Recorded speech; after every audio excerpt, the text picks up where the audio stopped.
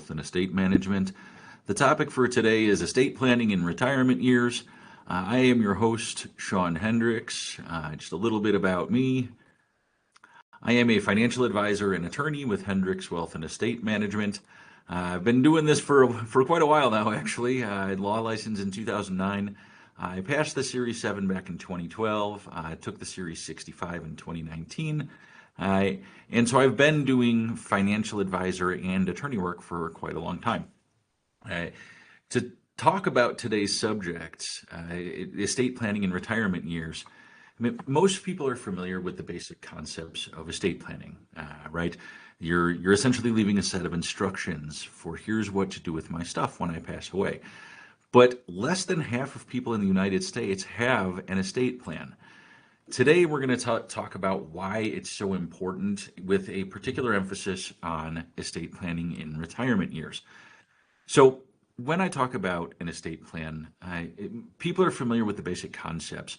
I'm going to use some terms during this presentation, so I want to talk about those a little bit. And here are some of the basics. We might be talking about a will, a trust, a power of attorney for healthcare, a power of attorney for property, making beneficiary designations on accounts that allow them, and some other types of documents, including or not limited to using a living will or an advance directive, a type of document called a transfer on death instrument, a remembrance and services memorandum, or just maintaining a list of accounts and other important information like financial information for your trustee. These are all things that can be very important. So I may use these terms and I'll define them a little bit as we go along, but these are going to be some key terms to look for. Regarding why estate planning is so important, right? Why, especially in retirement, when a person passes away, one of two things happens. Either they leave some sort of a plan for dividing their assets or they don't. When you leave a plan, either through a will or a trust, that plan will generally be followed. If you don't leave a plan, attorneys sometimes refer to that as being intestate or following state law of intestate succession. When you leave a plan, it's your plan. Intestate succession is by function of the law, and it might do what you want, but it might not do what you want. And a lot of times with intestate succession, especially if you own real estate or if you have more than a certain level of assets that varies by state, you're going to end up in probate. So leaving a plan allows you to control who gets what. And with some advanced planning, it will likely make the process much easier on your loved ones. And you might even be able to avoid the probate process with your estate. So all of those things could be very important. So the different options that we're going to present, and I'm going to talk about kind of 4 different options that are pretty common or that I sometimes see. And option 1 is kind of the tried and true, the thing that's been around a long time, which is using a will as the centerpiece of your estate plan. So using a will is, and most people are familiar with this concept, and when you draft a will as the main document of your estate plan, it's essentially just a set of instructions. Here's what to do with my stuff when I pass away. A will itself doesn't just make that happen. In order for a will to control what happens with your stuff, it typically has to be submitted to the court through a process called probate. So the instructions for the division of assets is good, right? You're leaving a plan. The part that might not be so good is that if you have to go through probate, some people don't want to do that. Probate can be very time consuming and expensive. So how the process actually works is when somebody passes away, when they use a will, the will gets admitted to the court system through the probate process.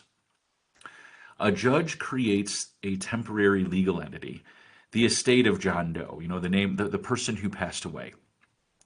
Once the estate is created to temporarily hold the property, that temporary legal entity to hold the property, the judge then will issue an order putting the executor in charge of the assets. All right, it becomes the executor's job to do what it says to do in the will. After that process begins, there's a time period where creditors are allowed to make claims against the estate. That in Illinois, that time period is typically 6 months, but that can vary in other jurisdictions. Once the creditor's claims are recognized and paid, an accounting is prepared on behalf of the estate, showing all of the assets and liabilities of the estate. Once everybody agrees and the court signs off, then the assets get distributed. And this process from start to finish, a lot of times can take 12 to 18 months or sometimes even longer if there are any hiccups in the process. So using a will is good because it does leave instructions for the division of your assets, and it's making sure that what you want to happen happens. But it can be time consuming, and probate can be kind of inefficient and expensive. So that's something to really think about if you want to willingly submit to that probate process. Something that a lot of people don't understand when they're trying to decide between whether to use a will or the next slide, we're going to talk a little bit about trusts. As we sit here, as you and I sit here, we are legal entities, right? And in United States property law, property typically has to be connected to a legal entity. Now, either that's to an individual, right, because we are legal entities, or other legal entities can be things like LLCs, right, companies. Companies are legal entities, or trusts. Trusts can be legal entities. So when you use a will, you're essentially saying, hey, my property is going to be attached to me. And while I'm living, I control my property and I'm going to decide what to do with it. The problem is that when you pass away, you cease to exist as a legal entity. That's why the court needs to step in. The court steps in and creates this temporary legal entity to hold your property, the estate of so-and-so, the estate of the person who passed away. So when we're using a will, we're essentially saying, hey, my property is going to be attached to me while I'm alive, but I'm going to proceed in the knowledge that when I pass away, we're going to need a temporary legal entity created by the court to hold that property until that property gets distributed to all my beneficiaries or my heirs. So that process, that probate process, is where the court is creating that temporary legal entity. And that process is generally overseen by the court, and the judge will issue orders moving that process along. If you don't want to do that, if you want to avoid probate, you can use our next option, which is a trust. And trusts are becoming much more popular. Back when I first started practicing law, wills were still more common. I would see about a 50-50 mix of people wanting wills and people wanting trusts. But the needle really has been moving more in favor of using trusts in recent years because a trust can avoid the time and expense of probate. And it can make the estate administration process easier for the beneficiaries, especially when the beneficiaries and the trustees are the same people, right? They're the people who have an interest in making sure that the estate gets reconciled. So how a trust actually works is the trust is created. The person who creates the trust can have a lot of different names: grantor, settlor, trust maker. Those are all synonymous. They all generally mean the same thing. It's the person who creates the trust. Once the grantor is the term I'm going to use for this presentation. Once the grantor creates the trust, they have created this new legal entity, the John Doe Trust. Because the grantor is creating that legal entity in advance, they eventually put property in it. Now there's a legal entity that can survive you, and we don't need the court to step in, as long as everything that needs to be in the trust is correctly put into the trust. So we create this legal entity, the John Doe Trust in this case, and then the grantor transfers property into the trust. So now we've got a legal entity that's potentially separate from ourselves that can hold property for us even if we pass away. So we transfer property into the trust. When the grantor passes away, or the grantors pass away, if it's a joint trust, we don't need the court to step in anymore. We've already created the legal entity, the trust, to hold our property for us. Debts are paid from the trust, typically, just like with a will. So there's typically an instruction that any valid debts have to be paid. Once the debts are paid, the final accounting is completed. What are the assets and liabilities of the trust? Once it's agreed upon, everybody signs off that everything looks good. The assets are then typically distributed from the trust. And the reason that a lot of people like trusts is because they can be administered much more quickly, especially if you have a motivated trustee. We don't need to wait on the court to issue orders. We can take all of the assets of the trust. And for a lot of people, what might be in the trust? There might be some liquid assets, savings accounts or investment accounts. There might be a house, that's pretty common. And the limiting factor might be how quickly the house can be sold. Meaning once the house is sold, that asset is converted to cash.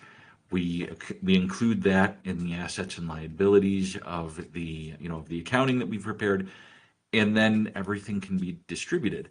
That can go a lot faster because we don't need the court to issue orders and we don't need to wait for certain things to happen. So that shorter time period can be more efficient, and it can also save some money. So the probate itself can be pretty expensive and time consuming. So if trusts are more efficient and they can save some money and they can happen privately, sometimes people really like the idea of how a trust works. The third option is not one that I really advocate for because I'm an attorney. I don't really advocate for having no plan and just relying on intestate succession because it does leave a lot to chance. Most people, if I walked up to a person on the street and said, hey, what happens under intestate succession? A lot of people might say, into what? Into who? I don't even know what that is. And so you're leaving a lot to chance if you're not familiar with how intestate succession actually works. So when someone does not have an estate plan, if they pass away and they have no estate plan, someone, and it's a lot of times this is a family member or someone who's close to the person who passed away, will initiate a probate proceeding in court. The court will then appoint a person to act as the executor or the personal representative over the estate. And again, a lot of times this is someone who's close to the person who passed away. The debts are paid just like usual. So we get an inventory of the assets and the debts. We complete the accounting just like when someone has a will, and then assets are divided according to whatever state law says to do. Now, sometimes that might be close to what you want, but sometimes it might not be. And because this might be viewed in multiple states, I'm not going to get deep into state law because it can vary. But this process still takes, can take 12 to 18 months. And this is a situation that's ripe for disputes, right? This is right where you might have a situation where like, oh, mom and dad told me that they wanted me to have, the car. Well, there's nothing in writing. Sorry, that's not legally enforceable. So it's just it's leaving a lot to chance, and I'm not a big fan of allowing disputes to arise or leaving things to chance for that reason.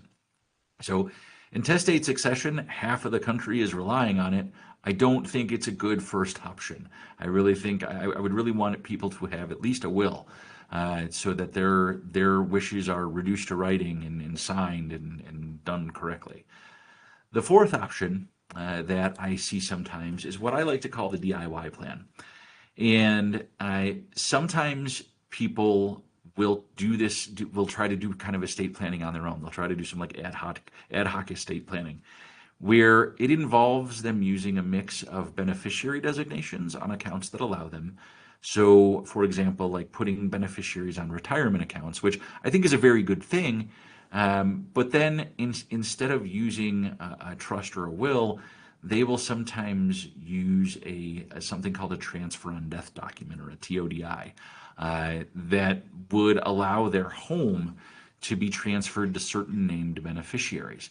And so what they're hoping is that if they put enough beneficiaries on everything and they transfer their home using a transfer on death instrument, and this has different names. It's a transfer on death. I've even heard of it called like a ladybird deed in certain states. It has all sorts of different names, but the transfer on death instrument on the house is really just adding beneficiaries to a house. So they name beneficiaries on their retirement accounts, which is good. They file a TODI or a transfer on death instrument with the county recorder where the house is located. And a lot of times they'll just name their kids, right? They'll name their kids as the beneficiaries of the house. They then hope that between their beneficiary designations and their house being covered, that their remaining assets are not enough to trigger probate. This may or may not be the case. Different states have different rules on this too.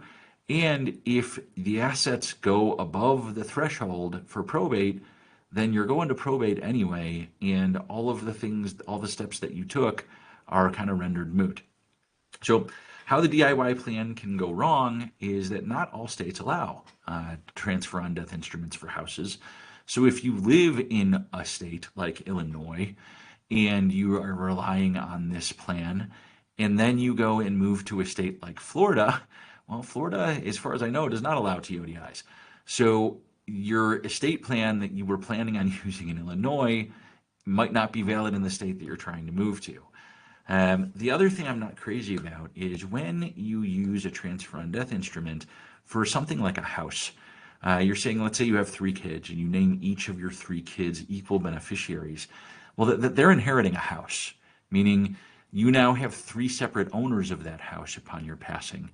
And 3 separate people now have to agree on what to do with that house. And if you have 3 people who all have to agree on the same thing, that can lead to fighting. And fighting is generally what I don't want.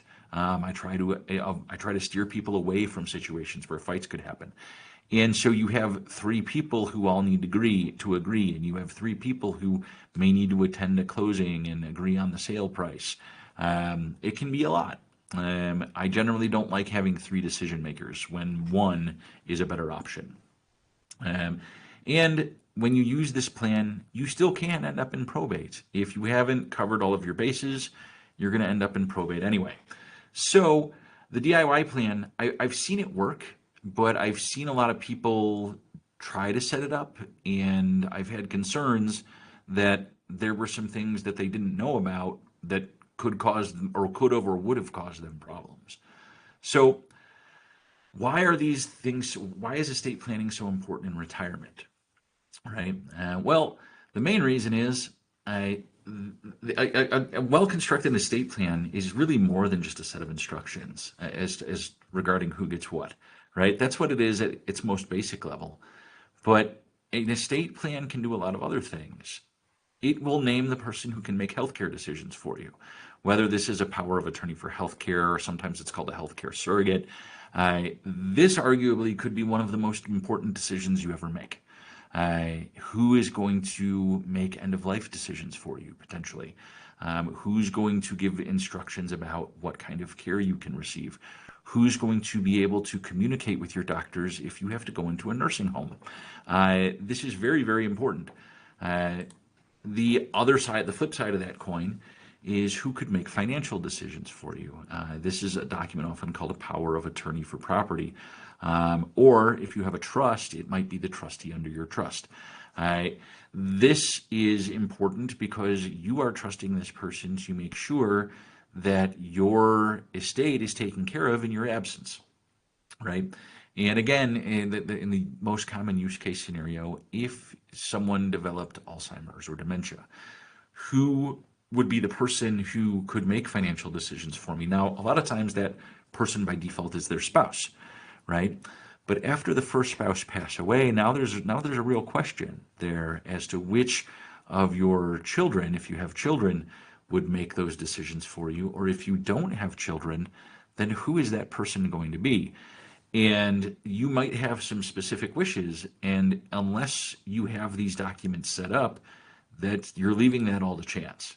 A well-constructed estate plan could also allow someone to start or continue a gifting strategy from your estate. And this is important because if you are above any state or federal estate tax thresholds, then starting or continuing a gifting plan might be really, really important. It could save your estate lots and lots of money. So a power of attorney for property or your trust or both documents working together could give someone the power to make these strategic gifts. Uh, it could also, a well-constructed estate plan could allow you to engage in beneficiary tax planning.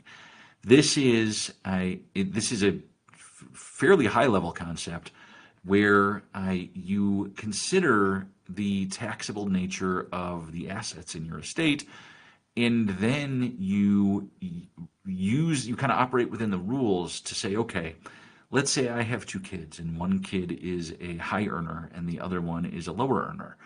Maybe I want to take pre-tax assets and tilt those towards the lower earner so that they end up paying less tax on those assets. And maybe I want to take the after-tax assets, like a Roth IRA, and tilt those towards the higher earner because they won't be taxed.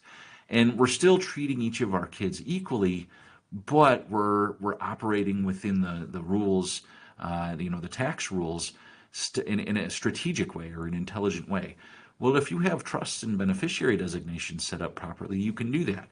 If you're just leaving it to chance, that's not an option. It takes that option off the table.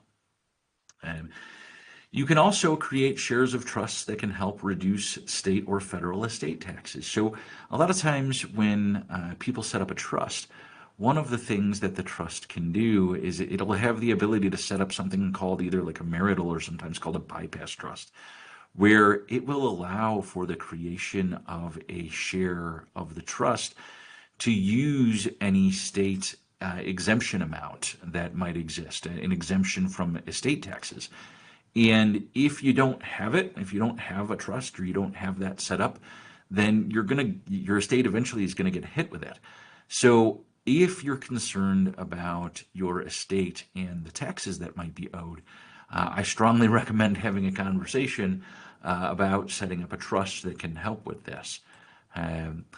And finally, a trust can protect or hold assets for your beneficiaries, meaning let's say you have a kid who you love them, but they're not a very good financial decision maker.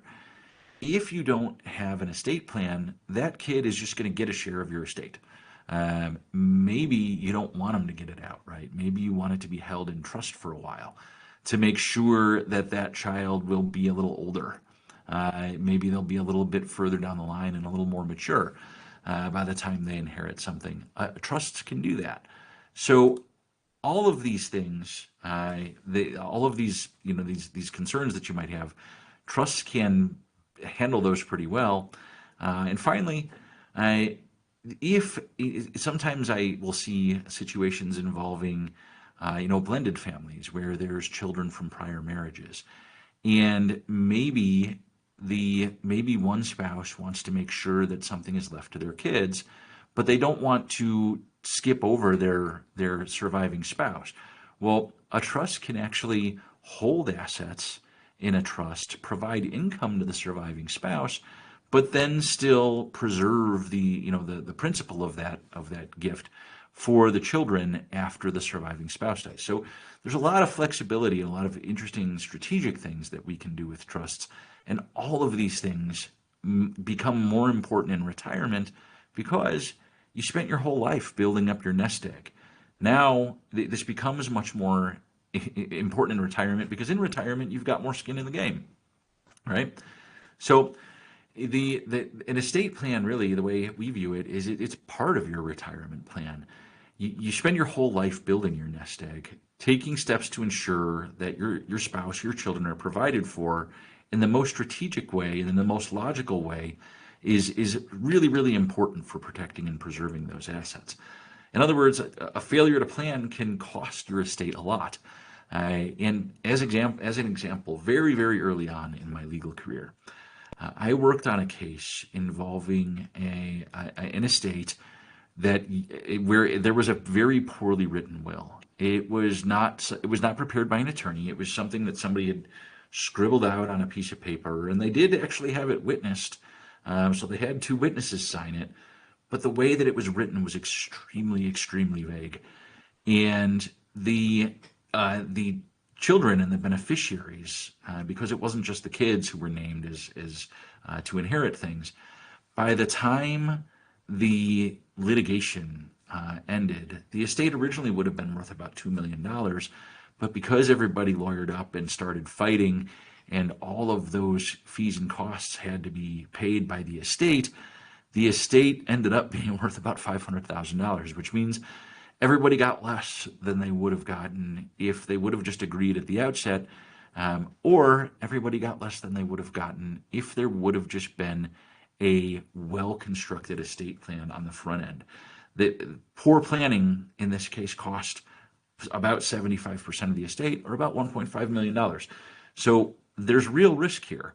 If you don't want your beneficiaries to fight, if you don't want to leave things to chance, then the best and most strategic move is to have a well-drafted plan. So, in summary, here at Hendricks Wealth and Estate Management, when we are working with clients on their financial plans, we regularly ask about estate planning, right? Either we know, because we've worked with them for a long time, that they already have an estate plan and we're familiar with it, or if they don't have an estate plan, we will try to work with them to facilitate making sure that they get an estate plan set up and that their estate plan is working hand in hand with their retirement plan so that we can make use of every strategic advantage that we can. Now, if you don't have an estate plan, or if you want to talk about how an estate plan can fit into your retirement plan, please reach out to us for a consultation. This really is part of what we do with when we're working with folks.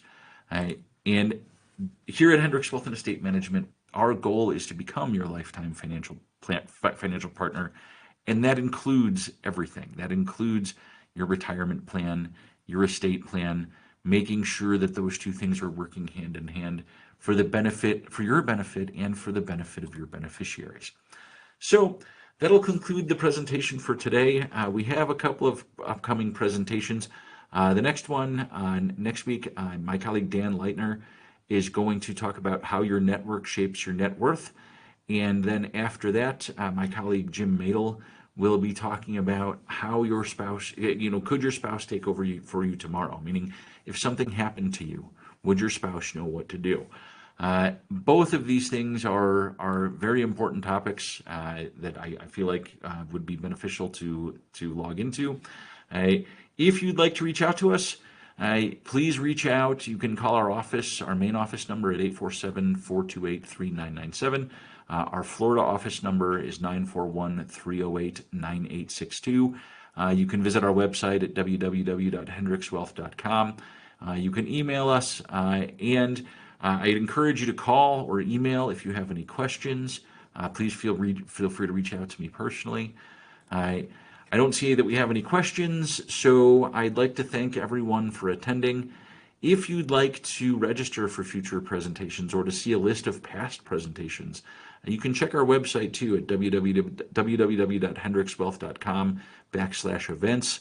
You can see some things that we have coming up, or you can see recordings of prior presentations. So with that being said, I think we're going to conclude for today. Thank you very much for attending. We'll look forward to hearing from you, and I hope everyone has a great day. Thank you very much.